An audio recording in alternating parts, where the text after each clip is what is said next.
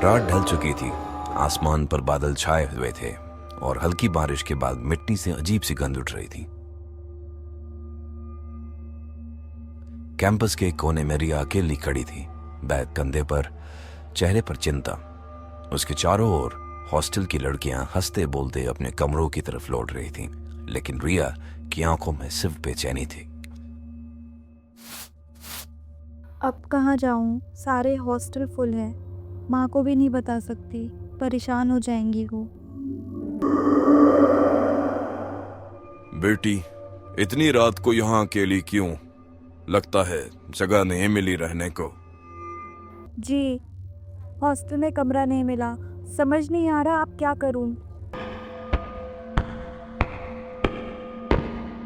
एक जगह है, हॉस्टल नंबर 9। थोड़ा दूर है, रास्ता सुनसान है, लेकिन वहां जगह खाली रहती है और जो भी जाता है वहीं टिक जाता है।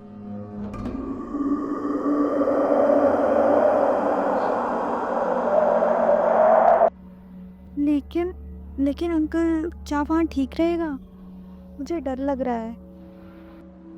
डर तो नई जगह पर हर किसी को लगता है। तुम्हारे लिए यही सही ठिकाना है। चलो, मैं रास्ता बता दूं। रिया को उसकी बातों में कुछ अजीब जरूर लगा, पर उस समय उसके पास कोई और ऑप्शन नहीं था और यही उसकी सबसे बड़ी गलती साबित होने वाली थी। रिया उस बूढ़े आदमी के बताए रास्ते पर चल पड़ी। रात और गहरी हो गई थी। आसमान में चांद काले बादलों के पीछे छुप गया था। रास्ता बिल्कुल सुनसान, सिर्फ उसके कदमों की आवाज और बीच बीच में झाड़ियों से आती ससराहट। इतनी अंधेरी और खामोश सड़क, कोई गाड़ी तक नहीं जाती इधर। भगवान जाने कैसा होगा वो हॉस्टल।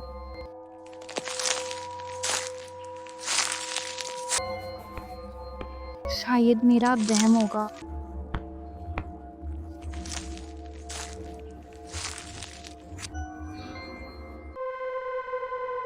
उसने ऐसे टोटके पहले कभी नहीं देखे थे।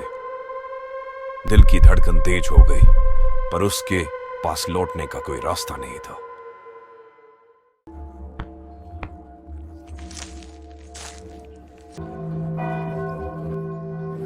ये घंटियां रात में इस वक्त? पास में चर्च है क्या?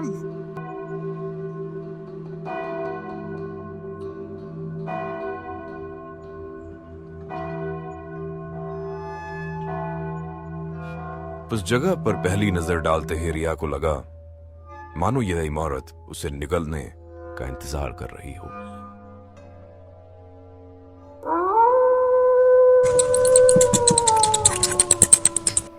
हे भगवान, यही रहना है अब।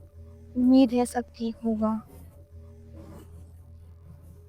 उसे ये नहीं पता था यहाँ का हर दरवाजा सिर्फ एक तरफ खुलता है, अंदर की ओर, और बाहर निकलने का रास्ता हमेशा के लिए बंद हो जाता है। गेट अपने आप खुल गया। वे अंदर चली गई। जगह अंदर से किसी पुराने चर्च जैसा लग रहा था। ऊंची छत, दीवारों पर टूटी हुई पेंटिंग्स और कोनों में जाले, हर ओर धूल और सन्नाटा। बस हवा के झोंके से लकड़ी की खिड़कियां चरमराती।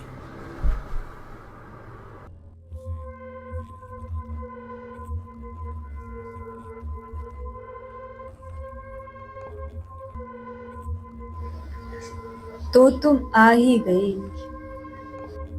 जी, आपने कहा आप मेरा इंतजार कर रही थी। यहाँ सबका इंतजार रहता है। कागज पूरे करो, कमरा तुम्हें मिल जाएगा। रिया ने कांपते हाथों से फॉर्म भरा। वार्डन का हर शब्द जैसे उसके कानों में गूंज रहा था। पास खड़ा मेस इंचार्ज बिना कुछ बोले बस उसे घूरता रहा।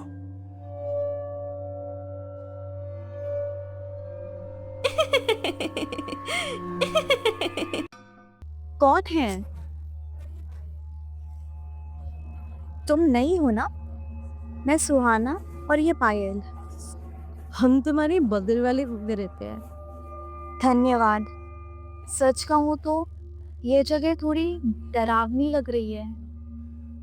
पहले दिन सबको ऐसा ही लगता है, कल तक तुम्हें ये हॉस्टल अच्छा लगने लगेगा। रिया ने सोचा शायद सच में उसका वहम है, लेकिन उसके दिल में एक अजीब सा डर घर कर दिया था, मानो ये दीवारें उसके आने की खबर पहले से जानती थी।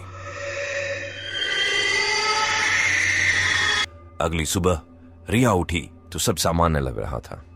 सुहाना और पायल से बातें करते हुए उसने सोचा शायद मैंने ही कल ज्यादा सोच लिया, लेकिन असली डर तो उसका इंतजार कर रहा था हॉस्टल के मेस में।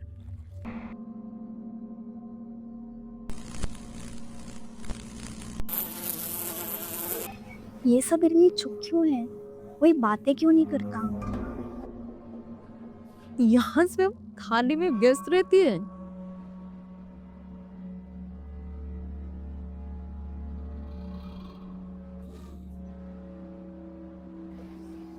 ये क्या है? छिपकली? खाने में छिपकली पड़ी है?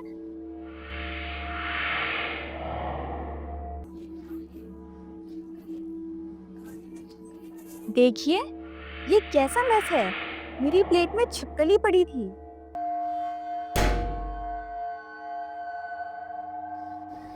छिपकली कहाँ है?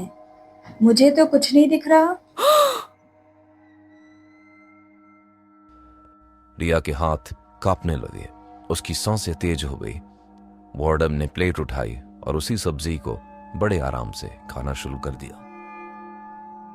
अब ठीक है ना?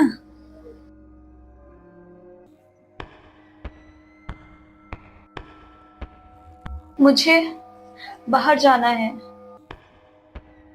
उस वक्त रिया को लगा कि शायद यह हॉस्टल उसकी समझ से कहीं ज्यादा डरावना है।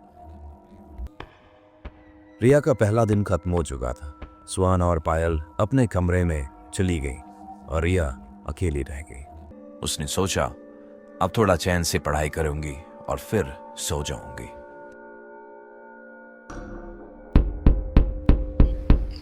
कौन है?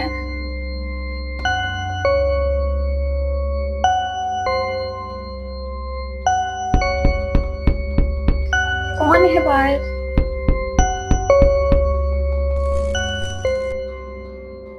उसकी धड़कनें तेज हो गईं। वह धीरे धीरे दरवाजा बंद करने लगी कि तभी कोई हो रहा है।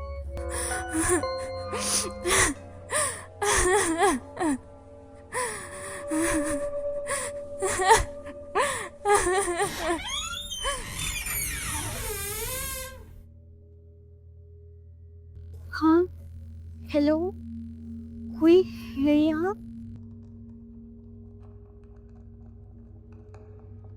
भाग जा।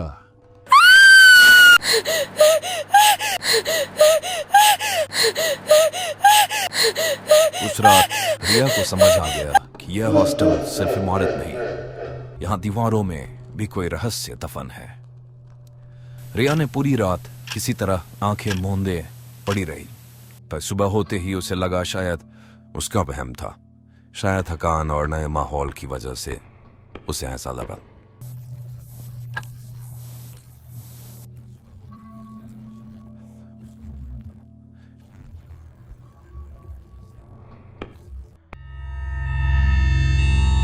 हे भगवान, ये किसने किया?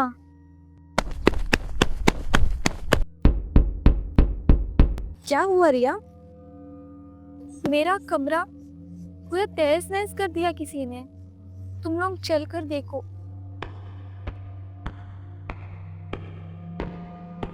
अरे, अभी तो सब बिखरा पड़ा था। तुम्हें सपना आया होगा। प्रिया समझ नहीं पा रही थी कि आखिर सच क्या है, लेकिन उसका डर इतना बढ़ गया था कि उसने तय किया कि वार्डन से बात करेगी। मैम, मेरे कमरे में कोई घुसा था, सब कुछ बर्बाद कर दिया था। मैं पागल नहीं हूँ, मैंने अपनी आंखों से देखा है। यहाँ कोई तुम्हारे कमरे में नहीं गया। अगर तुमने कुछ देखा है तो ये तुम्हारा वहम है। रिया को कोई जवाब नहीं मिला, सिर्फ और गहरी बेचैनी। रिया का डर अब हद से ज्यादा बढ़ चुका था। हर रात अजीब आवाजें, हर दिन अजीब घटनाएं वो टूट चुकी थी।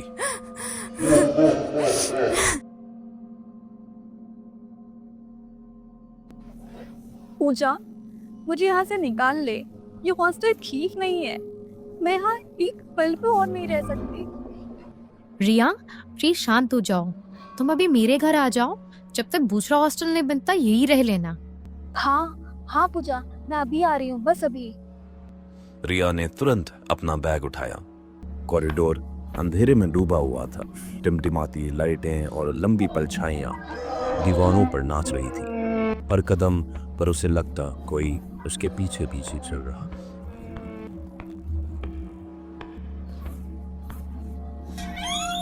भगवान, बस किसी तरह मुझे यहाँ से निकाल दो। रिया अंधेरे रास्ते पर दौड़ पड़ी।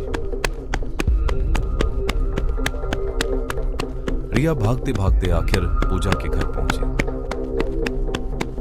दरवाजा खुलते ही वह लगभग गिरते हुए अंदर आती है। पूजा, मुझे वहां से भागना पड़ा। वो हॉस्टल बहुत अजीब है। मैं अब वहाँ वापस नहीं जाऊंगी।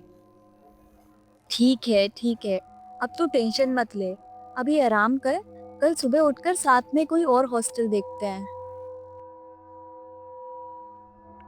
रिया की आंखें धीरे धीरे भारी होने लगी।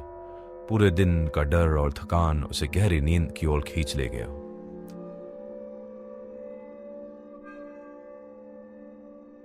लेकिन इस सन्नाटे में भी कुछ था।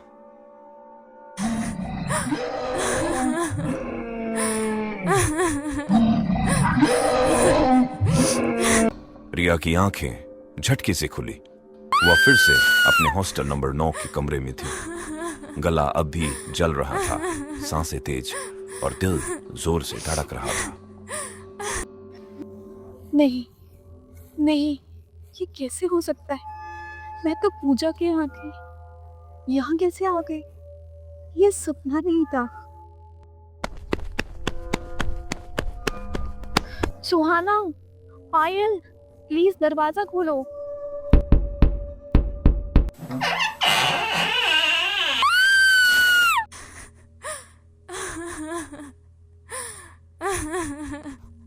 नहीं, ये कैसे हो सकता है? वो तो कल ही मुझसे बात कर रही थी।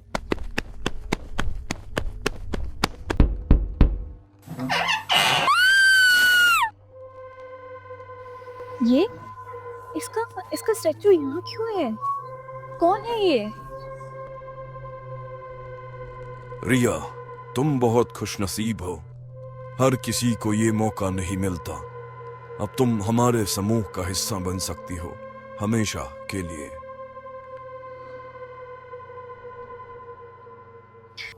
ये सब क्या बकवास है? मुझे जाने दो यहाँ से। घबराओ मत रिया, बस थोड़ा सा दर्द होगा और फिर तुम अपने सारे कष्टों से हमेशा के लिए मुक्त हो सकती हो और फिर इस हॉस्टल में हमारे साथ सुकून से रह सकती हो। ना कोई बीमारी, ना मौत का डर। रिया को अब साफ समझ आ गया, ये कोई हॉस्टल नहीं बल्कि एक कल्ट का जाल है, जहां लड़कियों की आत्माएं हमेशा के लिए कैद कर ली जाती हैं। रिया के चारों ओर वार्डन, बूढ़ा आदमी और मेस इंचार्ज खड़े थे, सबके चेहरों पर डरावनी मुस्कान।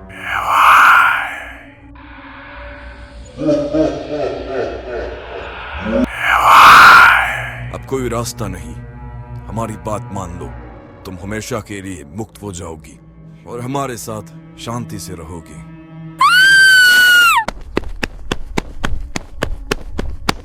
भागकर कहाँ जाएगी?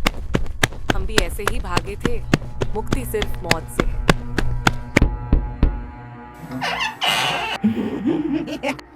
नहीं, मुझे छोड़ दो। मैं मरना नहीं चाहती।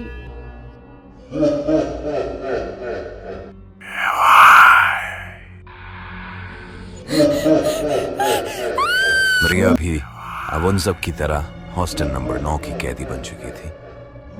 अगर आपको ये डरावनी कहानी पसंद आई हो तो इसे लाइक करना न भूलें और अपने दोस्तों के साथ शेयर जरूर करें।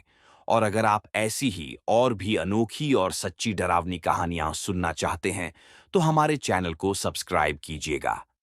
आपके एक लाइक और सब्सक्राइब से हमें और भी कहानियां लाने की हिम्मत मिलती है।